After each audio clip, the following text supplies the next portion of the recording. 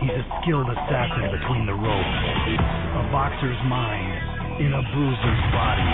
Lennox would have been a challenge and a threat for any heavyweight champion in history. His talent is unquestioned.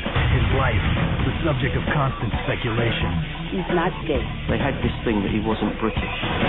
Except when it counts. The undisputed heavyweight. The world's dominant heavyweight began life as a bully, but he met his match at age 17. Tyson just turned into an animal. Lennox became a man on a mission. He said, he and I are going to be champions and we're going to meet. The journey would be the most bizarre in boxing history. He's crying in his corner. I've never seen it. I couldn't believe what I was watching. He would emerge as a gentleman among brutes and buffoons. Tyson is the last misfit in heavyweight boxing. The man who destroyed the myth. This is Lennox Lewis. Beyond the glory. Absolutely outstanding. Unbelievable. I'm as good as any bet on baseball. You have anything to say to your fans?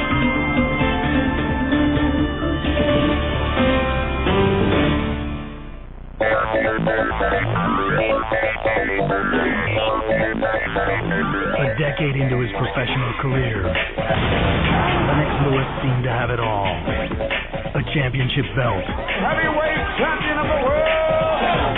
A heavyweight bank account. A near flawless record. But 31 wins had failed to earn him boxing's greatest reward. Respect. In every era, there's supposed to be like two boxers that's supposed to really meet. Muhammad Ali, Joe Frazier. Me and Riddick Bowe were supposed to meet. Me and Tyson are supposed to meet. These are the boxers in my era. After being ducked by two of boxing's biggest names, Lewis got his shot at greatness. Evander Holyfield had beaten Bowe. He'd beaten Tyson twice. Madison Square Garden, March 24th, 1999. Only 3 men left in the ring. One fight to define a career. Hard right hand by Lewis. Uppercut. Holyfield on to the finish. One chance at a lasting legacy.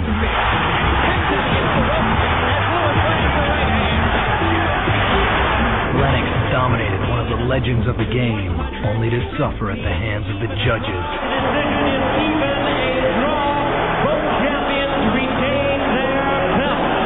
I was in disbelief, disarray. I just couldn't believe that could happen. That is, ladies and gentlemen, a travesty, an outrage, a highway robbery.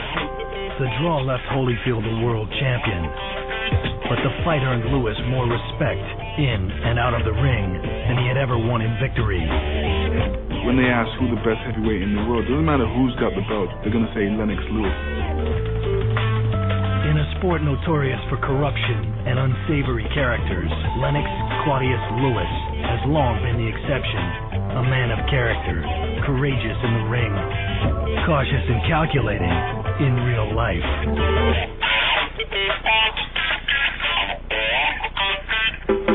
Born in England in 1965, Lennox was a fighter from the very beginning. He was very easy, maybe to pick a fight, you know? Like if he has a toy and some other kids take it away from him, he like to fight.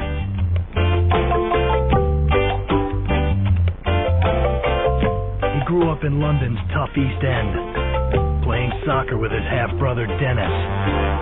Their mother, Violet, worked nights as a nurse and spent her days trying to discipline two budding hooligans. He's always worried about her boys. She had issues, but I didn't understand them at that time. Violet had emigrated from Jamaica as a young girl. In London, she had 2 boys from 2 failed relationships. Lennox's father was a married man who had lied about his other life. By the time Lennox was 7, the single mom was at her breaking point. She made a very important decision to go to America and look for a better life. She left the boys in London with family to look for work in Chicago. On the advice of a friend, she landed a factory job north of the border in Kitchener, Ontario, outside of Toronto. She sent for her youngest son, but the reunion would be short and painful. The money that I have, it was running out, so I told him that I have to send him back for a little while. It wasn't a situation where I was angry. It was a situation where I was just waiting for her to come back. It was hard, very hard. Today, Lennox is recognized outside the ring as a gentleman, gracious and reserved. As a child from a broken home, he was often violent and angry at the world. For 5 years, little Lennox bounced around English boarding schools, beating up classmates. It was being with a lot of rough kids. If any of the other kids would bother me, I was like the strongest kid. You know, I used to always fight in that sense. By the time Lennox turned 13, his mother had secured enough money to bring him back to Canada. He was a junior high student with a very short fuse. His size and Cockney accent set him apart. They would tease me, and I would get fed up with it. Often there were fisticuffs, and Lennox was usually involved with that sort of thing. He was a schoolyard bully, an outsider, and a loner in desperate need of discipline and attention. I suggested that maybe he should give some thought to joining the Kitchener Police boys boxing club. When I went there, it was more like a fun thing. You know, we got to fight for free with gloves on and try and beat somebody up. The experience would transform him, but it wasn't the boxing. That day, he met the man who would become the greatest influence of his life. I guess I appeared to be a father figure that he wanted, or whatever it was, but he stuck to me, and I was very grateful for that. Arnie Beam would start Lennox down the path to glory. Lennox began spending all his time at the gym Beam managed. His mother was wary of her son's newfound passion and new best friend. At first, I didn't like the boxing at all. She wasn't excited with that, or with me, for that matter. He was late coming home, and never phoned. So I packed his bag, tell him to go live with Arnie. Arnie bring him back. Beam's influence extended far beyond the gym. Soon, Lennox stopped throwing punches at school and started making friends. His natural athletic ability commanded respect. He was a phenomenal basketball player. He was so big and tall. He was at least 7-8 inches taller than everyone at that same age. He was a running back, and he also played defensive end. You know what? I think if he wanted to be a great hockey player, he could have been one too. But for Lennox, who had spent years fighting and fending for himself, the boxing ring held an intoxicating allure. There was something about it that I liked. It was just you. To become a legend, a boxer must trade punches with the best of his generation. Lennox would face his greatest rival long before pay-per-view, pre-fight brawls, and the promise of millions of dollars. Training with Tyson was interesting. Tyson just turned into an animal. He was quite fierce.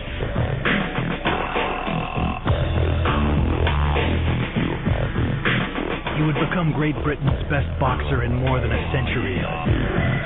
But Lennox Lewis learned the sweet science far from London's hallowed halls where boxing was born. The troubled teen came of age in Canada under the tutelage of a part-time boxing instructor named Arnie Beam. There are a lot of people who told me I'm wasting my time and that he's not motivated and so on, but they didn't see the man that I saw. I saw the will to win, all of the qualities of a champion. Lennox fought for 3 years without ever tasting defeat. His schoolmates became sparring partners. They could not believe his progress. He hit me to the point where I was seeing stars. I never thought he could ever do that to me, you know.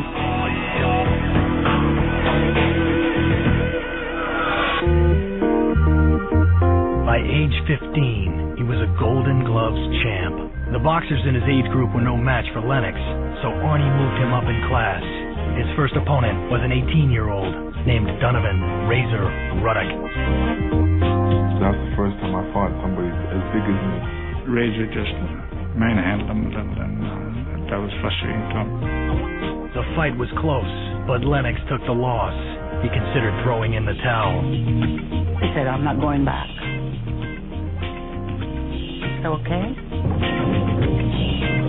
The next night he was back in the gym. Boxing had given Lennox a brand new identity. By high school, he was a star athlete. His newfound confidence caught the eye of a cheerleader from a rival school named Marcia Miller. She would be a cheerleader for their side, and then I would score a point or something, she would cheer for me. I really fancied her back then. Marcia became an anchor in his life as he began chasing the dream of every amateur athlete, Olympic gold. By his senior year, Lennox was rated the world's best boxer under the age of 20. But his trainer, Arnie Beam, knew Lennox needed another test. Arnie was trying to get a good sparring partner. We couldn't find anywhere, but we heard about this guy in New York. He couldn't find sparring partners. Legendary trainer Cus D'Amato was touting a 17-year-old street brawler named Mike Tyson. Tyson just turned into an animal. He could throw a hard punch, and he just comes at you, and he's just always throwing punches, trying to knock you out with either hand. Lennox came back to the corner, his nose was bleeding, and I waved him down, and I said, we don't have to go on with this. We can spar again tomorrow. He said, "Oh no, I know what to do now." It was a lesson that would become a Lennox trademark, adapting to an opponent's style in order to win.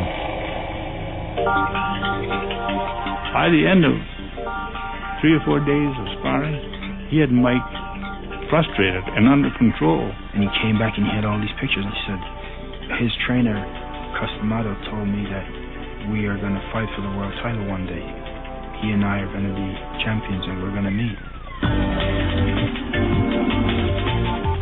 The sparring sessions in New York had Lennox primed for Los Angeles, site of the '84 Olympic Games. British-born of Jamaican descent, he would fight for his adopted home, Canada. 19-year-old Lennox survived a standing 8 count in his first fight, but he would lose to the eventual gold medalist, American Terrell Biggs.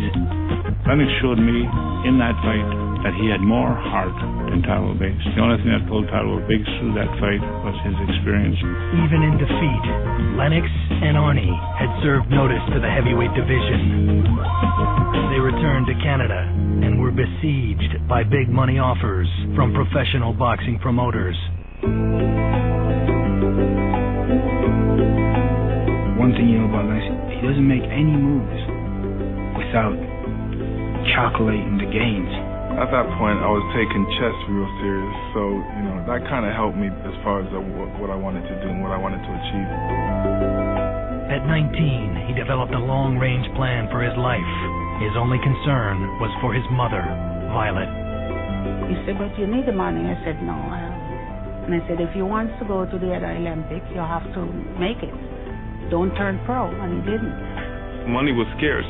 But we had the determination of, okay, you go there, you win the gold medal, everything will be all right. In 1986, with Arnie at his side, Lennox won gold at the prestigious Commonwealth Games in Great Britain. It was his first trip to London in nearly a decade. He, made it a point of coming to visit and finding where I am. We were blessed. Lennox would remain close with his half-brother Dennis to this day. But there would be another reunion on this trip.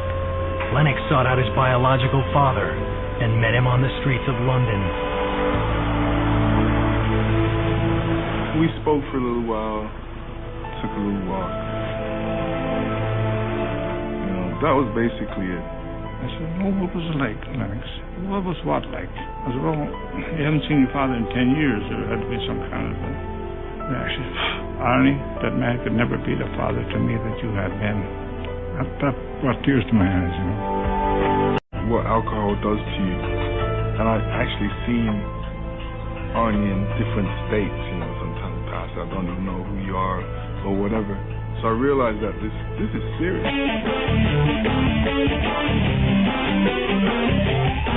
By 1987, Lennox Lewis was a full-time boxer, although still an amateur. He had turned down heavyweight dollars to turn pro for one more shot at Olympic gold. I came so close the first time in '84 in the Olympics. I realized, boy, this is 4 years later. I should be able to win. There's nobody that should be able to step in my way. This time, he'd be going into the ring without the man who had transformed him from a bully to a first-class boxer. He needed somebody that could be with him every day. Arnie Beam had spent most every day with Lennox since the boy arrived in Canada from London at age 13. Nearly a decade later, Beam lost his day job for devoting too much time to training and traveling with the prodigy.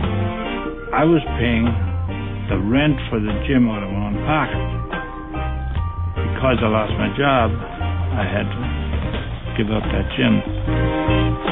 Lennox says his mentor started drinking to excess. At certain times we get phone calls in the middle of the night, you know, Arnie's down there, you know, you need to sort him out. I have a talk with Arnie. I told him you can't be looking after the boys them and drinking, that you're not setting a good example. Beam had helped hire a coach for the Canadian national team, Adrian Tedesco. He sent Lennox to train with his friend Egerton Marcus in Toronto. In Olympic Training Center, training with Adrian and training with sparring with better opposition, it picked his game up.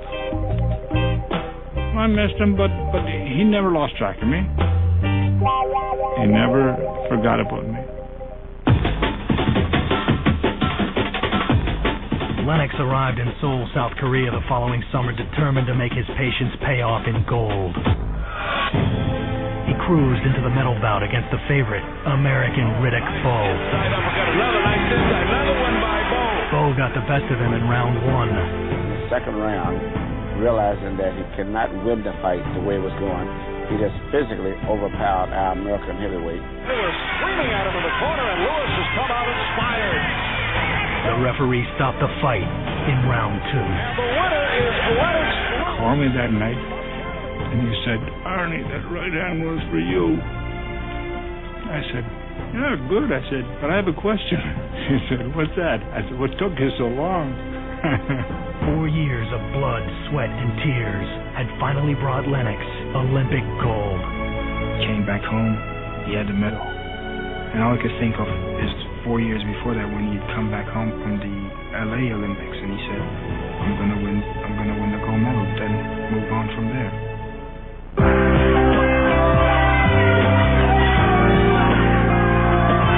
Canada gave Lennox a hero's welcome. But Lennox's adopted homeland had no big-time boxing promoters. Either he's gonna go to the U.S. or to Britain. The Americans control the belts. You know, nobody else really can control the belts. But I'm saying, boxing started in England. I remember him saying to me, if he goes to Britain, he gets to be the big fish. Lennox Lewis was going home on his own terms. He signed a revolutionary contract with London promoter Frank Maloney. Lennox's take of each fight would be a whopping 70%. They had to house him, and all the training expenses and everything else come out of the management's 30%. Lennox demanded veto power over trainers and opponents. He even negotiated a salary for his mother, who quit her assembly line job after 17 years. He wanted to make sure when it came to his life that he was in control. Lewis's return to London was hardly a homecoming. There was, I would call it, indifference, especially from the mainstream press. In some places, outright antagonism towards Lennox because they had this thing that he wasn't British. Being in Canada, they say I sound British. Being over here, they say I sound American. So I can't really win. I said to myself, you know, when I'm heavyweight champion of the world, who's going to claim me? Lennox let his hands do the talking. He went 14-0 with 12 knockouts. Even so, British fans ignored him in favor of Frank Bruno, a former European champion on the downside of his career. They built Frank Bruno with the media. To get to Bruno, Lennox first had to square off against British champion Gary Mason, rated number 4 in the world. And nobody's quite sure who's going to make the pace. This was a must-win fight for Lennox. Lennox entered the ring a heavy underdog. There's something to think about. The way he fought that fight was with his jab, and it was just amazing to see. Lewis, left hand, finds its way very easily into the face of Gary Mason. He jabbed Mason's head off. Lennox Lewis, he proved himself the better man on this night.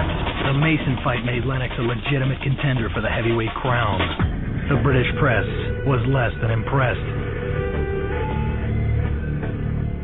It was hard to get newspapers and television stations to come to Lennox Lewis press conferences. A master tactician in and out of the ring, Lewis plotted a campaign to gain respect and get a shot at the title. Once you beat him, you know, he will always try and revenge any defeat that he has. That's part of his character. In November of '91, Lennox stepped back into the ring with Terrell Biggs, the man who had spoiled his first Olympic bid. The following fall, he faced off against Razor Ruddock, who had handed Lennox his first amateur defeat. The winner would get a shot at the undisputed heavyweight crown. When we stepped in the ring, I just rushed him and mulliganed. We have a great new heavyweight on the boxing scene. Poor Razor. That was it. Lennox Lewis of London is headed uptown. His high school girlfriend Marcia Miller had been by his side for every victory. Closing in on his first title bout, he gave her a diamond ring. Lennox had managed his career and life to near perfection, but he could not have predicted heavyweight champ Riddick Bowe's next move. Bowe didn't want to fight him. Bowe didn't want to lose. Initially, the two sides could not come to terms for a title fight. By the time Lennox relented and offered to take the deal, Bowe refused. Lennox wants his belt, then we'll be calling him the garbage pick. That was his way of getting out of the fight with Lennox Lewis, because he knew he was cruising for a bruising. The World Boxing Council took Lennox's side, stripping Bowe of his belt and awarding it to Lennox. He learned of the WBC's decision while vacationing in Jamaica. At first, he locked up in his room, and moping about it. That's the most I've ever seen him agitated by anything. It's just the inability to get that fight. He's willing to, duck and dive. I'll wait for him. He's got the belt, but he hasn't got the acclaim that goes with winning the belt. Lennox Lewis was the champion. By default, Riddick Bowe was the first fighter from his past to run and hide, but he would not be the last. When Mike Tyson refused to fight him and gave up his championship, it was just a really crushing blow for Lennox. I know it does eat away at him, but what can he do? In 1993, Lennox Lewis became the first British-born boxer to wear the heavyweight crown in more than a century. But it had been handed to him on a silver platter. He had fought his way to the title, but not actually won it in the ring. It was no fault of Lennox that Riddick Bowe decided to throw this belt into the bin. The former champ had refused to fight, and for that, Riddick Bowe was publicly ridiculed. Lennox was undefeated, but he wasn't even the most admired boxer in Great Britain, much less the world. The great British hope at that point had been Frank Bruno, and he'd been built up into a national icon. British people love the loser. If you lose, they just loved you even more. October of '93, Lennox gave the Great British Hope a shot at the WBC belt. Now I think they've accepted me. Lewis in trouble in the corner and lands a sensational left hook. Which they should have in the beginning because I was always British. It's amazing that Ruddock stands up and now Mickey Van stops the fight. He had proven himself to Great Britain, but his life plan was on the ropes. His romance with Marcia was falling apart. The constant pressure of the public eye had been too much for the relationship to bear. That winter, the wedding plans were called off. You know, we were pretty thick-headed, both of us, and you know, we had a lot of different people around us, you know, telling us different things. So we kind of like grew apart. Marcia was not in the crowd when Lennox fought a relative nobody, Oliver McCall. I was throwing a punch, he was throwing a punch at the same time.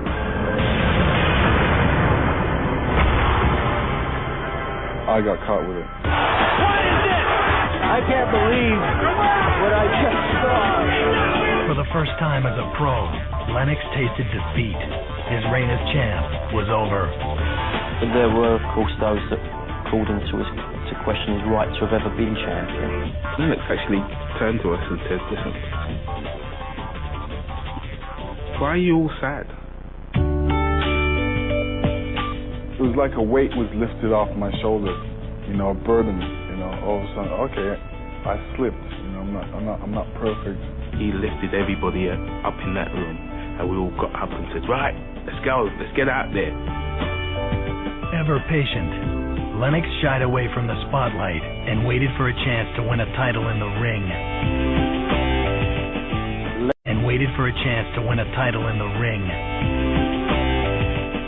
Lennox Lewis has very little concern, put any value on showboating. He's only concerned about the results and boxing. At the other end of the spectrum was his old sparring partner, Mike Tyson. In 1996, Iron Mike was fresh out of prison after serving time for rape. He crushed Frank Bruno for the WBC belt. The new British Hope was next in line. Mike Tyson refused to fight Lennox Lewis, much like Riddick Bowe. That was a huge disappointment for Lennox, even though he got financially compensated. Promoter Don King negotiated a deal to prevent a title bout between Tyson and Lewis. The WBC ordered Tyson to give up his belt and pay Lewis $4 million. Round one begins. Lennox took out his frustration on the one man who had beaten him. The winner of McCall Lewis would take the belt Tyson had given up. Lennox dominated from the start, but was floored by McCall at the end of the fourth round. Jim, I think this fight should be stopped right now. I was thinking I was prepared for everything, but definitely not prepared for a man breaking down in the ring and crying. I couldn't believe what I was watching. He's crying in his corner. I've never seen anything like this. Lennox was awarded the victory when McCall refused to continue.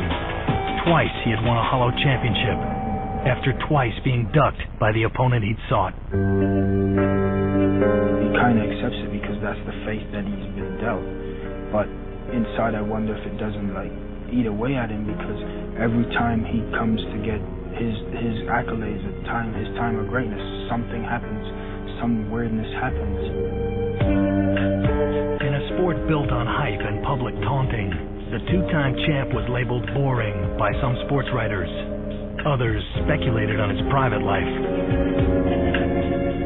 The fact that he hasn't flaunted girlfriends, people get totally the wrong impression. He's chosen to be private. He does get wild up about that, and I told him not to worry about that, because everybody who knows him knows he's not gay. He's a man that loves women, you know. I was involved in a relationship, so I wasn't really out there, you know, playing around. I've gone after the career first, and after the career is finished, I'll go after the family aspect. In March of '99, Lennox got his first real chance at unfinished business. 12 rounds of boxing for the He stepped into the ring with three-time world champion Evander Holyfield. At stake, the undisputed heavyweight title. He just destroyed Mike Tyson in 2 fights. He was even predicting a third-round knockout. Only 3 men left in the ring. God had ordained him to knock Lennox out the third round. In the first 2 rounds, Lennox kept Holyfield at bay with his reach. Lewis using his long arms to fend off Holyfield. The entire crowd in Madison Square Garden was all waiting for the third round for Banner to come out and fulfill the prophecy. By the 5th round, Holyfield was hunted, in danger of going down.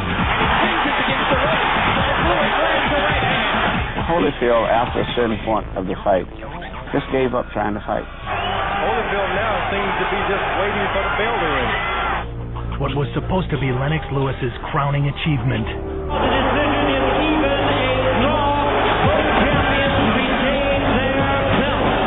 became another black eye for the fight game, and another crushing blow for Lennox Lewis, Great Britain's greatest boxer. How judges could have come up with that as a draw is still beyond me.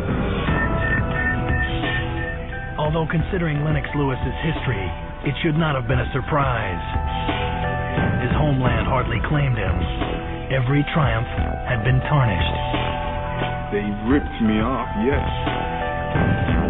The whole world can see I won the fight and I am the best. So when they ask who the best heavyweight in the world, doesn't matter who's got the belts, they're going to say Lennox Lewis. He would get a chance to prove that boast against his oldest rival.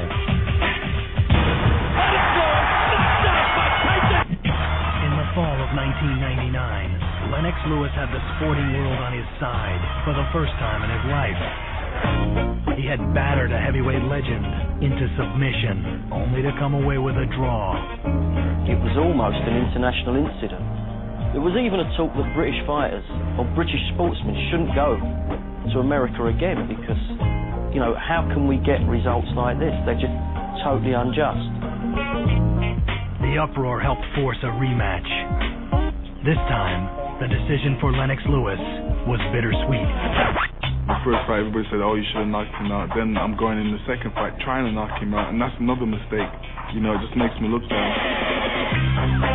When he feels that he's fighting somebody that's a danger, that's good, he goes to another level. I don't think he'll ever lose to a quality fighter. He'll only lose to guys when he's relaxed. The heavyweight champ relaxed against another relative nobody, Hasim Rahman, in April of 2001. Like his rematch with McCall, Lewis had no trouble avenging the defeat. By age 36, he had beaten every man brave enough to face him.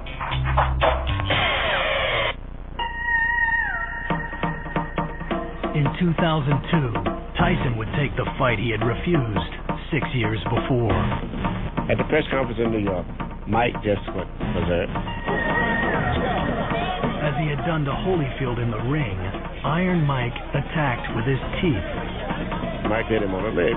Lennox says, well, whenever I hear him on TV saying he wants to eat me, so I have to take him serious for that. He just laughed at it. But the brawl almost sabotaged the fight. Tyson was banned from boxing in Las Vegas and New York. The last misfit in heavyweight boxing, it would be a great shame not to be able to give him a whipping. The former sparring partners would finally square off in Memphis, 19 years after first meeting. Live from the Pyramid in Memphis, it's fight time! It's almost like an alley fight for about the first minute. Lewis remembers a lesson from long ago. The game plan was definitely for Lennox to clinch Mike and let Mike fight himself. Take shots from the outside, tie him up when he gets too close. As the fight progressed, I was more concerned about the referee than I was about Mike Tyson. Eddie Cotton took away a point from Lewis after the fourth for hitting Tyson in the back on his way to the canvas. I had a feeling that the referee was trying to find a reason to save Mike Tyson at any cost, even if it meant disqualifying Lennox Lewis. The Lewis camp had come to expect the worst from the fight camp. Not this time. Boxing's gentleman champion tamed the monster, Iron Mike.